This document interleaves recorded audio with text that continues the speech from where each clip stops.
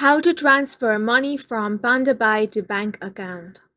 Hi guys, welcome to our channel. Let's begin. In this video, I will guide you how you can transfer money from PandaBuy to bank account. For this, go ahead and open up any web browser. Here I'm going to open Google Chrome. Then you want to search for pandabuy.com. Once you land on the website, make sure to sign into your account by entering all the credentials.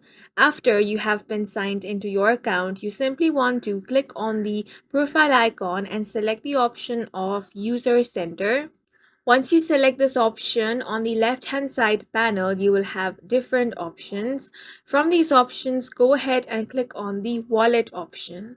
Now here you're going to find all of your transactions with time, category, income expense, balance, transaction number, and remark. What you want to do from this is simply go ahead and click on the withdraw option for the money that you want to transfer into your bank. You're going to find the withdrawal limit over there as well. So go ahead and click on the withdraw option for whichever amount it is that you want to transfer. Make sure that the transaction method is your bank because the money is going to be transferred into the same bank that you used to deposit that money. Once you click on the withdraw option, simply click on confirm after reviewing the transaction.